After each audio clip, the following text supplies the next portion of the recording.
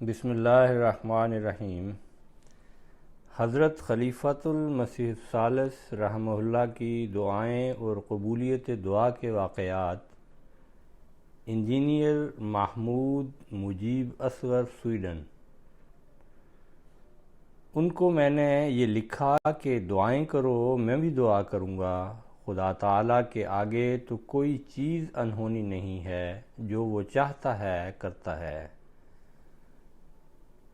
دعا کے بارے میں حضرت مسیح موعود علیہ السلام کی کتاب برکات الدعا بہترین کتاب ہے، جو آپ نے منکرین دعا بالخصوص سر سید احمد خان صاحب کے لیے تصنیف فرمائی تھی۔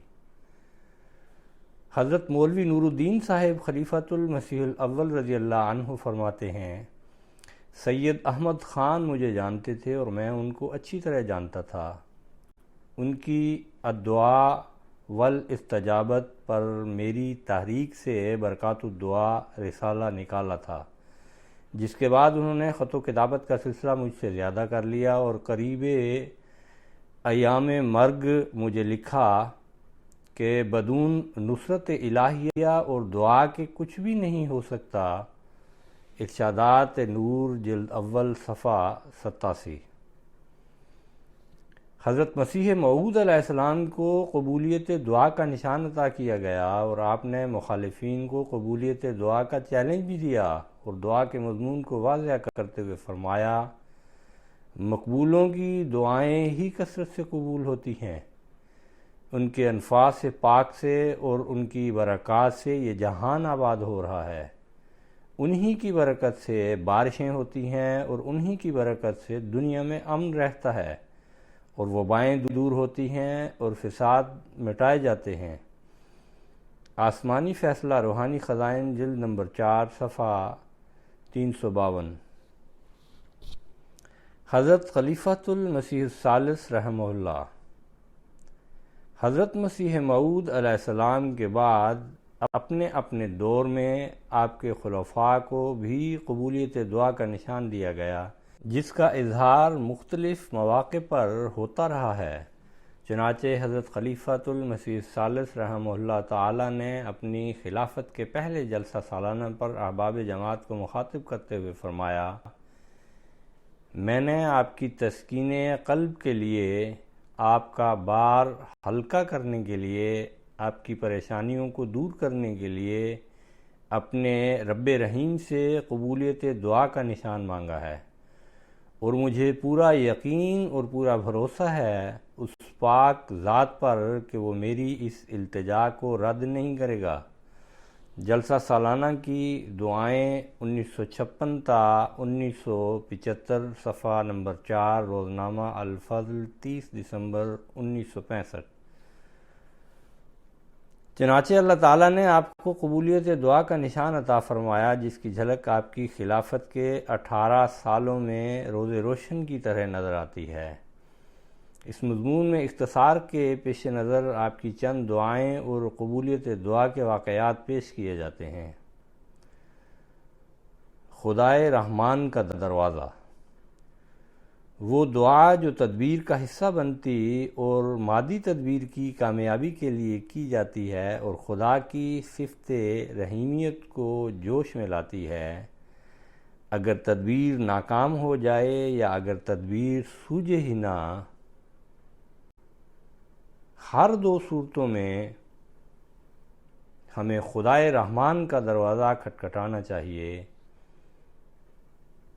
جس وقت مریض لا علاج قرار دے دیا جاتا ہے اور مادی تدبیر کو کامیاب اور نتیجہ خیز بنانے کے لیے کی گئی دعائیں بھی قبول نہیں ہوتی اور ایسا معلوم ہوتا ہے کہ تقدیر مبرم ہے، اس وقت اگر رحمان کی صفت رحمانیت کے آگے عاجزی اختیار کی جائے اور اپنے رحمان خدا سے یہ کہا جائے کہ اے ہمارے رب، تو رحیم بھی ہے، تو رحمان بھی ہے، ہماری بدقسمتی ہے کہ ہم تیری صفت رحیمیت کا دروازہ کھلوانے میں ناکام ہوئے ہیں، اب ہم تیری رحمان ہونے کی صفت کے حضور جھکتے ہیں اور درخواست کرتے ہیں کہ نہ ہمارا کوئی عمل نہ کوئی تدبیر، جس طرح تو نے سورج اور چاند کو نیز بے شمار ستاروں کو ہماری فلاح اور بہبود کے لیے پیدا کیا ہے، اب بھی اپنی رحمانیت کی صفت کا جلوہ دکھا اور یہ کام کر دے۔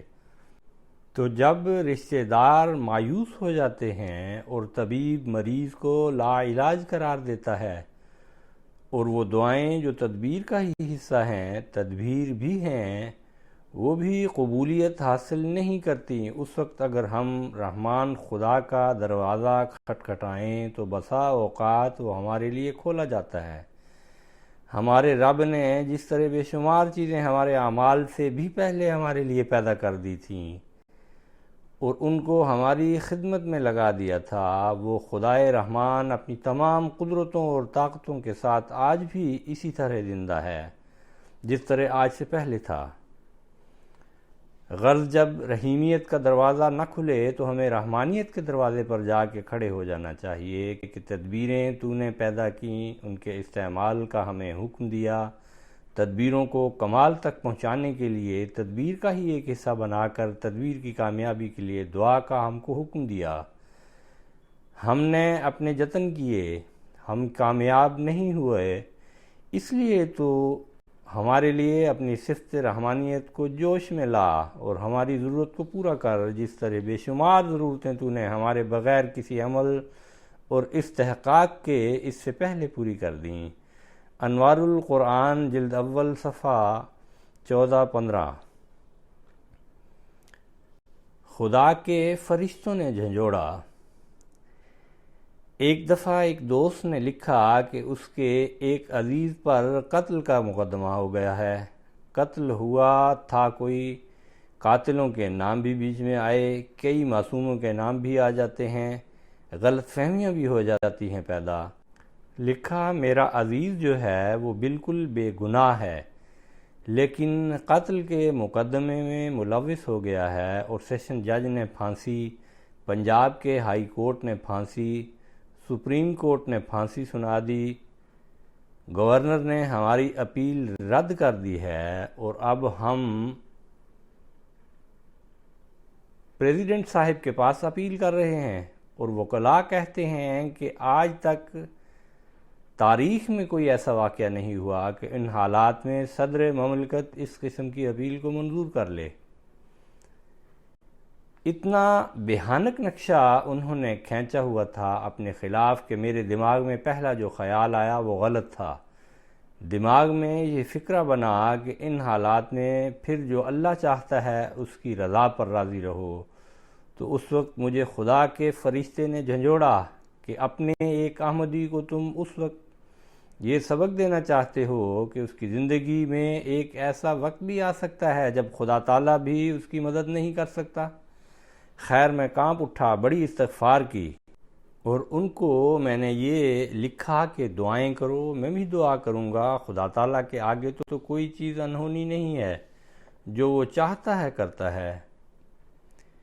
میرا خط چلا گیا، کوئی 10-15 دن کے بعد ان کا خط آیا کہ وہ چھٹ کر ہمارے گھر آ گیا ہے، تو قرآن نے وہ اعلان کیا تھا وَمَن يَتَوَكَّلْ عَلَى اللَّهِ فَهُوَ حَسْبُهُ، الطلاق آیت نمبر 4۔ ضمانت پر رہا ہو کے گھر نہیں آئیں گے، بری ہو کر آ جائیں گے۔ ایک اور دوست ہیں اچھے ذمہ دار، وہ اسی طرح کسی کیس میں ملوث ہوئے، ان کا پرچے میں نام آ گیا، ان کے گھر سے بڑی فکر مند ان کی اہلیہ صاحبہ آئیں اور بار بار کہیں دعا کریں ضمانت پر رہا ہو کر گھر آ جائیں۔ بہت پیچھے پڑی رہیں، میں نے کہا دعا کریں گے۔ میں نے دعا کی تو مجھے بتایا گیا کہ ضمانت پر رہا ہو کے گھر نہیں آئیں گے، بری ہو کے آ جائیں گے۔ دوسری دفعہ آئیں تو میں نے انہیں کہا ضمانت کی ساری کوششیں چھوڑ دو، 15 دن، مہینہ، 1.5 مہینہ لگ جائے، ضمانت پر یہ شخص رہا نہیں ہوگا، بری ہوگا۔ اور انہوں نے میرے کہنے کے باوجود بڑی کوششیں کیں، ادھر ادھر سے ساری کوششیں ناکام، ضمانت پر رہا نہیں ہوئے، بری ہو کے گئے گھر میں۔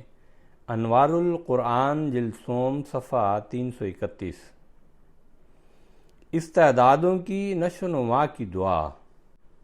اے خدا، جو تو نے مجھے قوتیں اور استعدادیں دی ہیں، اپنے فضل سے مجھے یہ توفیق عطا کر کہ میں اپنی ہر قوت اور استعداد کی نشو و نما کروں اور اسے کمال تک پہنچاؤں، اور ان سے بہترین فائدہ تیری رضا کے حصول کے لیے حاصل کروں، اور اپنے نفس کی اس کامل اور صحیح نشو و نما کے بعد جب اللہ تعالیٰ کا فضل شامل حال ہو جائے انسان کے، تو جو دنیا کی نعمتیں ہیں ان کو حاصل بھی کروں اس رنگ میں جو تجھے پسند ہو، اور استعمال بھی کروں اس طریق پر جو تیری رضا کے حصول میں ممد اور معاون ہو۔